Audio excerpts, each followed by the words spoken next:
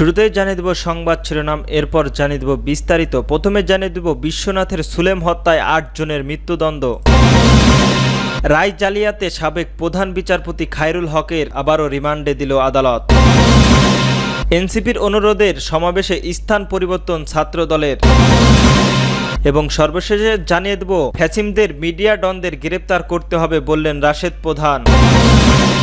বিশ্বনাথের সুলেম হত্যা ৮ জনের মৃত্যুদণ্ড। সিলেটের বিশ্বনাথের ছাত্র সুলেমান মিয়া হত্যা মামলার রায়ে ৮ আসামির মৃত্যুদণ্ড দিয়েছেন আদালত। এছাড়াও এই হত্যা মামলায় আরও ৭ জনের যাবজ্জীবন ও ১৭ আসামির 2 বছরের করে সশ্রম কারাদণ্ড দেওয়া হয়েছে। বুধবার ৩০ জুলাই সিলেটের অতিরিক্ত জেলা ও দায়রা জজ তৃতীয় আদালতকে বিচারক প্রথম আদালতের ভারপ্রাপ্ত বিচারক সৈয়দ আমিনা ফারহিন এই রায় ঘোষণা দেন। সিলেট জেলা ও দায়রা জজ প্রথম আদালতের বেঞ্চে সহকারী আল আমিন রানা এই তথ্য নিশ্চিত করেন। তিনি জানান, মামলায় ৩৪ জন আসামিকে ৮ জনের মৃত্যুদণ্ড ও ৭ জনের যাবজ্জীবন এবং ১৭ জনের 2 বছর করে কারাদণ্ডের আদেশ দিয়েছেন বিচারক। এর মধ্যে ৩১ জনকে কারাগারে রয়েছেন। কেবল 2 বছরের সাজাপ্রাপ্ত মামুন রশিদ পলাতক রয়েছে। মৃত্যুদণ্ডপ্রাপ্ত আসামি হলেন বিশ্বনাথ উপজেলা ইসলামপুর গ্রামের মৃত আতার আলীর ছেলে সাইফুল আলম, তার সাদর নজরুল আলম, সদরুল ওরফে সাদর আলম। 2 বছরের দায়প্রাপ্ত হলেন লুৎফর, ময়ূর, মমিনুল, রিশাদ ছাড়াও আরো অনেকে। মামলায় বরাবরত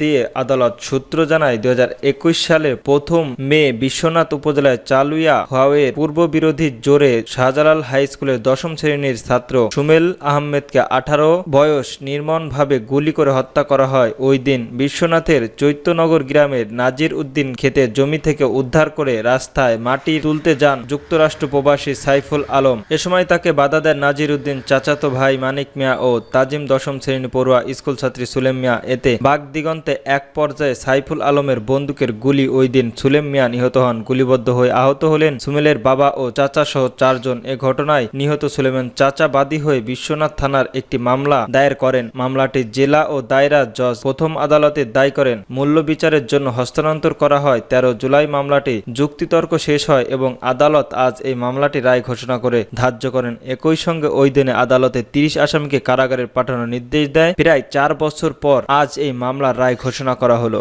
রায় জালিয়াতি সাবেক প্রধান বিচারপতি খায়রুল হক রিমান্ডে। ঢাকায় বিচারক হিসেবে দুর্নীতি ও বিদেশমূলকভাবে বেআইনি রায় প্রদান সহ জাল রায় তৈরির অভিযোগে শাহবাগ থানার মামলায় সাবেক প্রধান বিচারপতি এবিএম খায়রুল হকের 7 দিনের রিমান্ড মঞ্জুর করেছে আদালত। বুধবার 30 জুলাই ঢাকায় অতিরিক্ত চিফ পেট্রোলিয়াম ম্যাজিস্ট্রেট মোহাম্মদ সাইনাউল্লাহ রিমান্ডের এই আদেশ দেন। এর আগে তাকে গ্রেপ্তার দেখানো সহ 10 দিনের রিমান্ডে নিতে আবেদন করেন মামলার তদন্তকারী কর্মকর্তা শাহবাগ থানার উপপরিদর্শক খালেক মিয়া। এই আবেদনের শুনানির জন্য আজ সকালে তাকে কারাগার থেকে আদালতে হাজির করা হয়। এই প্রথম দিনে তাকে গ্রেপ্তার দেখানোর আবেদন মঞ্জুর করেন বিচারক। এরপর রাষ্ট্রপক্ষের আইনজীবী আজিজুল হক, দিদারুল ও মাহমুদ হামসুদ সুমন রিমান্ডের পক্ষে শুনানি করেন। তবে আসামি পক্ষের কোনো আইনজীবী ছিল না। শুনানি শেষে বিচারক তার 7 দিনের রিমান্ডের মঞ্জুর করে দেন আদেশ। গত 27 অক্টোবর রাতে শাহবাগ থানার মামলাটি করেন সুপ্রিম কোর্টের আইনজীবী মুনহা মহিজুল ইসলাম। মামলার এজাহারে তিনি উল্লেখ করেন, বিচারপতি খায়রুল সদ্য সাবেক প্রধানমন্ত্রীর কথা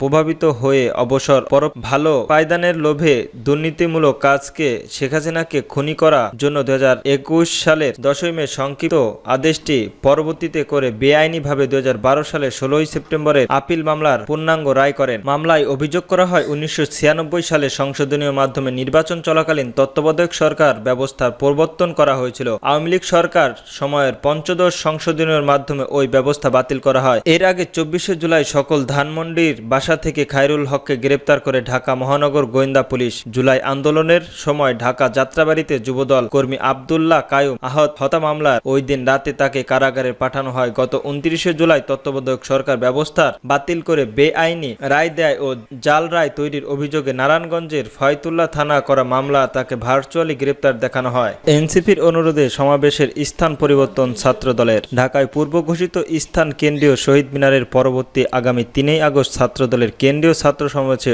অনুষ্ঠিত হবে শাহবাগে। উদারনৈতিক অবস্থান থেকে এই স্থান পরিবর্তনের সিদ্ধান্ত নিয়েছে সংগঠনটি। বুধবার 30 জুলাই নয়াপল্টনে বিএনপির কেন্দ্রীয় কার্যালয়ে আয়োজিত এক সংবাদ সম্মেলনে এই ঘোষণা দেন ছাত্রদলের কেন্দ্রীয় সভাপতি রাকিবুল ইসলাম রাকিব। তিনি বলেন, একান্তই উদারনৈতিক রাজনৈতিক অবস্থানের প্রতিফলিত হিসেবে আমরা এই স্থান পরিবর্তন সিদ্ধান্ত নিয়েছি। এই সিদ্ধান্তের ফলে বাংলাদেশের রাজধানীর ব্যস্ত সড়কের যদি কোনো ভোগান্তি সৃষ্টি হয় তার জন্য আগাম দুঃখ প্রকাশ করছি। আশা করি নগরবাসী বিষয়টি তৎপরতাভাবে অনুধাবন করবেন। রাকিব জানান, ৩ আগস্ট কেন্দ্রীয় শহীদ মিনারে ছাত্র সমাবেশের কর্মসূচি ছাত্রদল আগেই ঘোষণা করেছিল এবং ২২শে জুন ঢাকা বিশ্ববিদ্যালয়ের প্রক্টর বাবর আহমেদ জমা দেন। ২৬শে জুন বিশ্ববিদ্যালয় প্রশাসন এবং কর্মসূচি অনুষ্ঠিত হয়, কিন্তু পরে জানা যায় এই দিনের একই স্থানে জাতীয় নাগরিক পার্টির সমাবেশের আয়োজন করা হয়েছে। তিনি বলেন, নাগরিক পার্টির নেতাদের ব্যক্তিগতভাবে বরাবর আমাদের সঙ্গে কোনো যোগাযোগ ও স্থান পরিবর্তনের অনুরোধ জানান এবং আমাদের সিনিয়র নেতাদের সঙ্গে তারা কথা বলেন। তিনি বলেন, যথাযথ অনুমতির পর সব প্রস্তুতি শেষ করে কর্মসূচির স্থান পরিবর্তন করা অত্যন্ত কষ্টসাধ্য।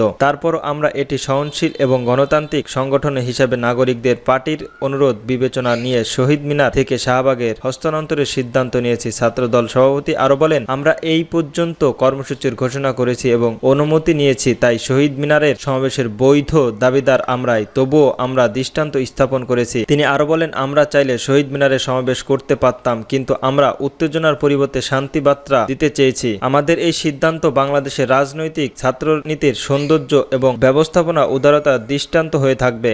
যারা গণ অভ্যুত্থানের পর এক মাস এককালীন হতে চেয়েছে তাদের উচিত আমাদের উদারতা থেকে শিক্ষা নেওয়া। ছাত্ররা চায় দেশের শিক্ষাঙ্গনগুলোতে পরস্পরের প্রতি শ্রদ্ধাশীল ও গণতান্ত্রিক ছাত্র রাজনীতি গড়ে উঠুক। ছাত্রদলের সেই ইতিবাচক ধারার রাজনৈতিক পথে এগোচ্ছে বলে বাংলাদেশ ছাত্রদলের সভাপতি জানান। সম্মেলনের রাকিব আরো বলেন, ২০০৮ সালে পর ক্যাম্পাসগুলোতে নিষিদ্ধ সংগঠনের একচেটিয়া আধিপত্য প্রতিষ্ঠিত হয়, কিন্তু আমরা এত বাধা ও নিরীপণের মধ্যেও সহনশীলভাবে দায়িত্ব পালন করছি। কেউ আমাদের নামে অপপ্রচার চালানো চেষ্টা করলে আমরা রাজনীতি করছি না। সংবাদ সম্মেলনে আরো উপস্থিত ছিলেন ছাত্রদলের কেন্দ্রীয় সম্পাদক নাসির উদ্দিন, সিনিয়র সভাপতি আবু আফসার মোহাম্মদ। ফ্যাসিজমের মিডিয়া ডনদের গ্রেপ্তার করতে হবে বললেন রাশেদ প্রধান। জাতীয় নাগরিক পার্টির সহসভাপতি ও দলীয় মুখপাত্র রাশেদ প্রধান বলেছেন, শেখ হাসিনা স্বৈরতন্ত্র ও ফ্যাসিজমদের জায়ের করার জন্য বিএনপির জামায়াতের জঙ্গি বানানোর জন্য একদল মিডিয়া জনগণকে নিয়ন্ত্রণ করছে। তিনি বলেন, মেরুদণ্ডহীন সেলিব্রিটিদের আওয়ামী লীগের প্রচারের কাজে ব্যবহার করেছেন। সরকারি কাজের নামে মুজিব বর্ষ সহ